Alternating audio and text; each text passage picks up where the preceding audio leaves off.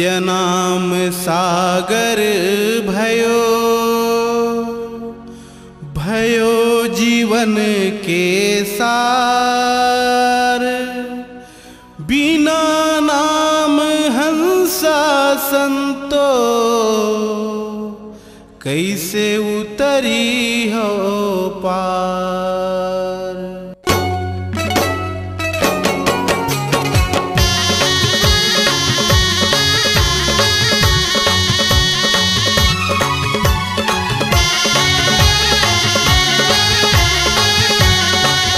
जय हो गुरु बाबा मोर, महिमा तोरे महान है। जय हो घासी बाबा मोर, महिमा तोरे महान है। जय हो गुरु बाबा मोर, महिमा तोरे महान है। जय हो घासी बाबा मोर, महिमा तोरे महान है। भगवा भालू तोरे संग संग वारी, सोना खान के राजा बन गए पुजारी। भगवा भालू तोरे संग संग वारी, सोना खान के राजा बन गए पुजारी। ऐसे तोरे आत्म ज्ञान है, ऐसे तोरे आत्म ज्ञान है।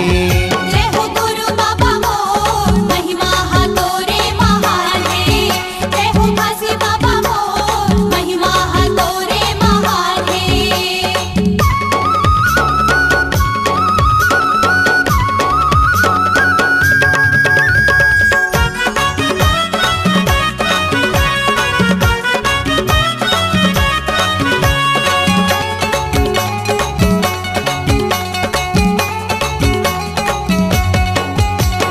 धन दौलत के राजा ला हो गए गुमान, बिना सोचे समझे करे गयान तान।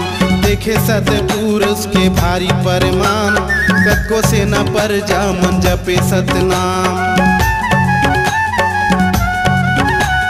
धन दौलत के राजा ला हो गए गुमान, बिना सोचे समझे करे गयान तान।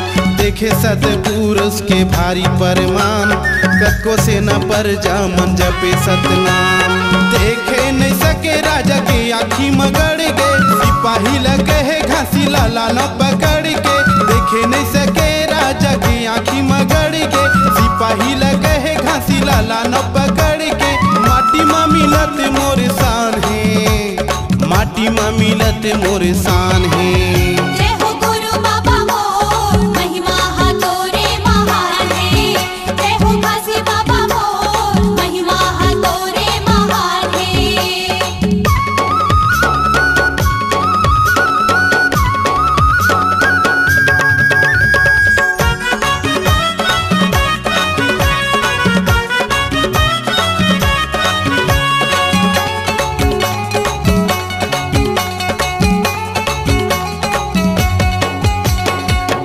करत बैठे गुरु डोंगरी पहाड़, कहीं न सिपाही चले राज दरबार।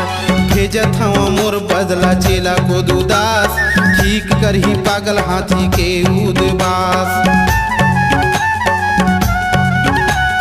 ध्यान करत बैठे गुरु डोंगरी पहाड़, कहीं न सिपाही चल राज दरबार। भेजत हम मोर बदला चेला को दुदास, ठीक करही पागल हाथी के उदबास।